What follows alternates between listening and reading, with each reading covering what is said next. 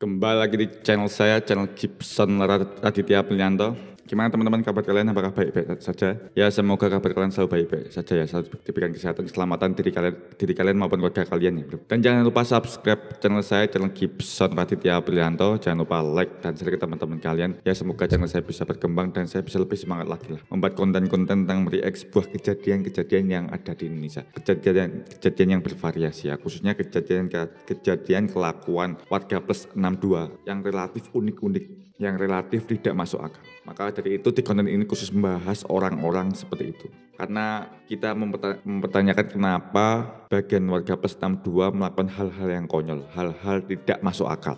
Oke, terakhir saya membuat video itu 2 hari yang lalu ya. Karena cuaca yang sangat ekstrim, harus menjaga tubuh agar tetap sehat. Dan untuk teman-teman, yang penting kalian harus menjaga kesehatan kalian karena cuaca sekarang tidak kondusif, sering hujan panas, jadi kayak di badan itu rasanya greges sih, kalau meriang lah bahasa Indonesianya. Jadi untuk teman-teman semua, jaga diri kalian agar terhindar dari sakit. Kalau sakit kan nggak bisa melakukan sesuatu ya, nggak bisa kerja, nggak bisa sekolah, nggak bisa kuliah, nggak bisa ngopi, nggak bisa kencan, gitulah, nggak bisa beraktivitas lah intinya. Oke? Di video kali ini seperti biasa ya, saya ingin mereact sebuah kejadian-kejadian yang tidak masuk akal. Karena saya sangat meresahkan ya kejadian-kejadian yang ada di Indonesia. Bukan kejadian-kejadian, ininya ada kejadian-kejadian yang tidak masuk akal. Yang di luar nalar kita ya. Sebagai kalau kita orang waras pasti bertanya kenapa orang-orang ini melakukan hal seperti ini ya. Daripada kalian penasaran, kita langsung aja lihat kejadian-kejadiannya. Ayo, kenal dia. Ayo, ngapain?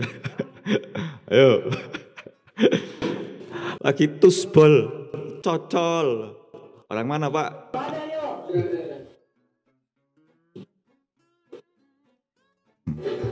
Lagi.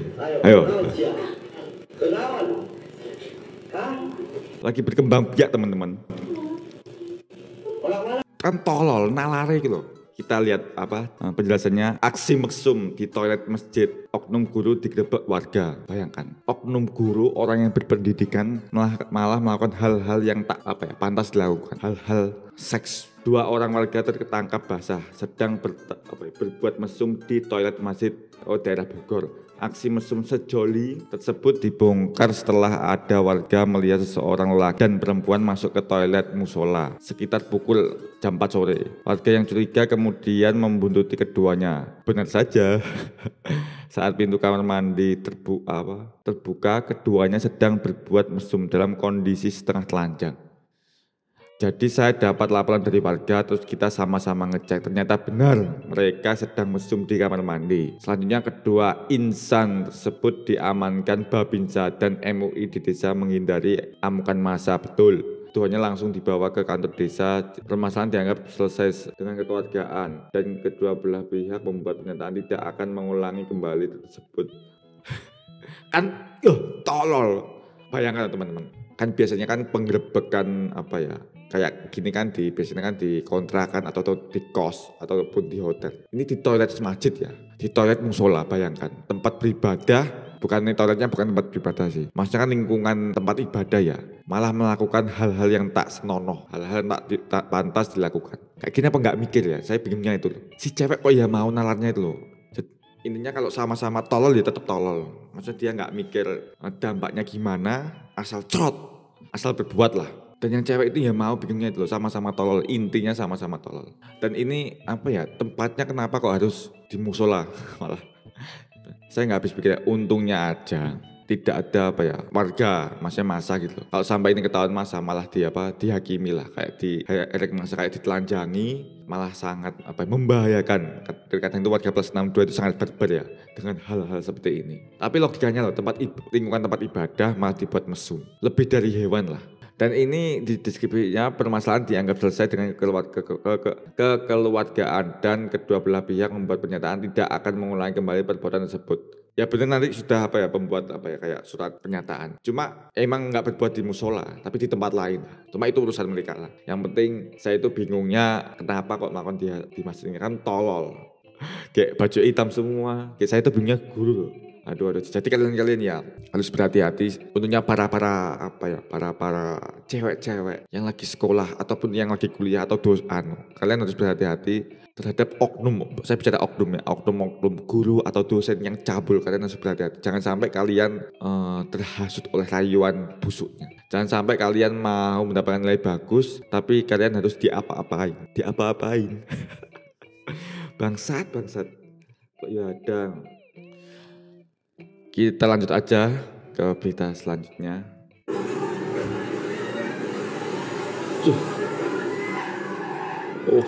Apa iki? Ngawur men, goleng.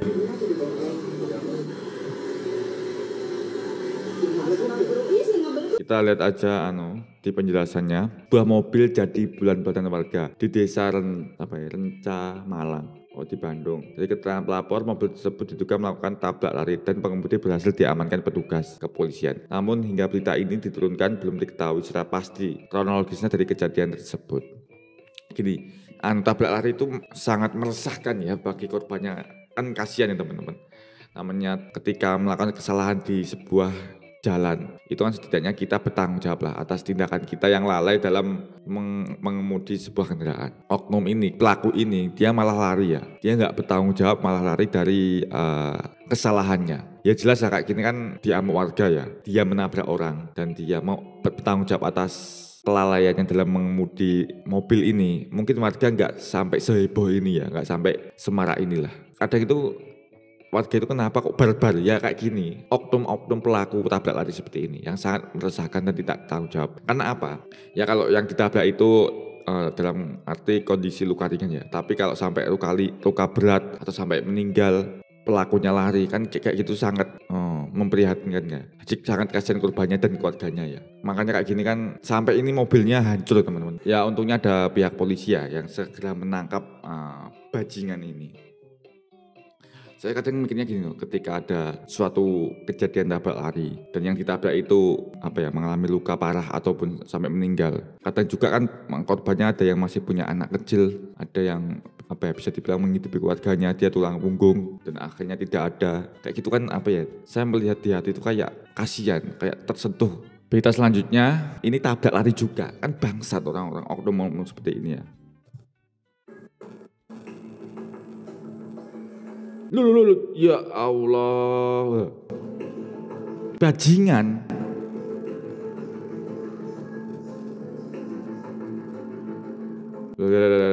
Set. Bajingan loh. Nih, titik-titik sebuah mobil menabrak sepeda seorang ibu beserta barang dagangannya di dekat bengkel mobil Kompis. Dan kayak gini kan sangat kasihan ibunya. Kita langsung kita lihat lagi ya. Loh, dia menggok langsung terus, nggak tanggung jawab. Bangsat, kasihan ibunya kayak gini. Lihat. Untung ibunya ini segera menghindar ya. Hampir tipis loh teman-teman. Sangat tipis ya antara mobil dan ibunya. Untung ibunya ini segera membelokkan ke kanan. Kalau enggak ibunya tertindas, mungkin dia tidak terselamatkan ya, karena kecepatan mobil ini lumayan tinggi ya. Dan bangsatnya mobil ini, dia enggak malah berhenti, malah kabur dan tidak mempertanggungjawabkan atas tindakannya. Kayak gini harus segera dicari lah. Karena kalau tidak, dia pasti akan melakukan hal seperti itu lagi kan. Jika dia lalai dalam mengendarai sebuah kendaraan. Mungkin yang mengendarai mobil ini mengantuk, tapi enggak segitunya lah. Karena gini, jadi ketika saya setiap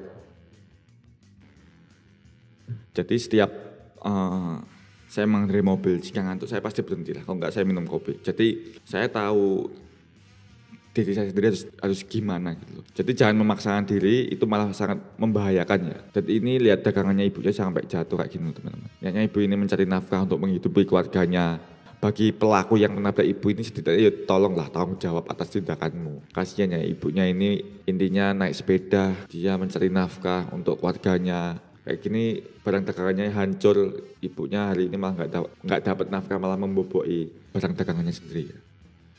Dan ini untungnya terekam CCTV, semoga tindakan kelalaian orang ini dalam mengendarai mobilnya itu bisa segera ditangkap lah.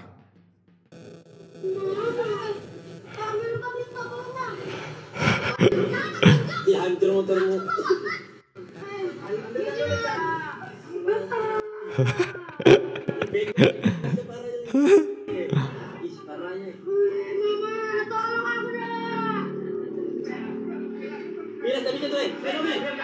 Lulu. Nggak bisa mau kamu kayak mana? Gimana aku kan? Nggak bisa jalan nih. Nggak ada jalan. Astagfirullahaladzim, aku mati aku ikan. Nggak, tolong aku dah. Anak zaman now itu pasti barbar ya, kita zaman now. Nggak tahu ya, maksudnya gini, ini orang tuanya apa nggak memberitahu bahwa belum waktunya memakai sepeda motor. Makanya orang tua sebagian zaman sekarang itu lebih memilih nggak ribet ya. Kalau zaman dulu itu, kalau zaman saya SD itu ya, itu jarang sekali ya anak-anak itu ada yang teman saya itu juga bisa naik motor. Cuma dia itu memakai motor mungkin di daerah desanya atau di tempat yang sepi lah, nggak sampai di tempat ramai seperti ini ya. Karena kayak gini kan sangat membahayakan ya bagi bocahnya sendiri dan pengendara lain lah. Karena apa kalau sampai bocah ini lalai dalam mengendarai motornya itu malah membahayakan karena bisa terjadi kecelakaannya. Baik bocah ini sendiri sama bagi pengendara yang di sekitar jalan yang dilewati bocah ini ya. Soalnya kan pentingnya itu loh apa SIM. Jadi ketika mengendarai sepeda motor, dipegang sepeda motor setidaknya mempunyai SIM. Terkadang pun yang mempunyai SIM itu lalai ya. Karena kan zaman sekarang kan banyak ya SIM nembak gampang lah. Cuma kan bagaimana peran orang tua itu mengarahkan anak itu agar anak itu tahu lah bahwa jika mengendarai sepeda motor itu belum waktunya itu sangat membahayakan dan tidak ada korban jiwa dalam kejadian ini. Aduh bocil tolonglah. Oke, sekian dulu teman-teman video untuk react hari ini. Ya itulah kejadian-kejadian yang bisa dibilang kayal-kayal, kejadian-kejadian yang kalau ini kategorinya bukan unik ya, tapi tidak masuk akal lah. Bisa dibilang orang pelaku ini sangat tolol. Oke, dan jangan lupa subscribe channel saya, channel Gibson Aditya Prianto. Jangan lupa like dan share ke teman-teman kalian. Semoga channel saya bisa berkembang. Saya bisa lebih semangat lagi lah membuat konten-konten react sebuah kejadian-kejadian yang ada di Indonesia ini. Dan mungkin saya nggak cuma membuat video reaksinya, tapi tentang curhat ceria yang membahas seputar keresahan anak muda. Cuma ini saya belum menambahkan tentang vlog ataupun kuliner karena kan juga masih kendala waktu dan tenaga ya. Kalau membuat vlog atau kuliner yang pegang kamera sendiri kan rasanya kayak nggak, jadi butuh kameramen, cuma butuh model ya. Tapi pelan-pelan lah, suatu saat saya membuat tentang vlog atau kuliner ya. Semoga nggak monoton cuma react aja ya. Oke teman-teman, ya sekian dulu, terima kasih sudah menonton video saya ya. Jangan lupa kalian tetap semangat, tetap bahagia, karena kalau hidup ini nggak bahagia mau gimana lagi. Sekian dulu, terima kasih, saksikan video saya di hari-hari selanjutnya. Terima kasih.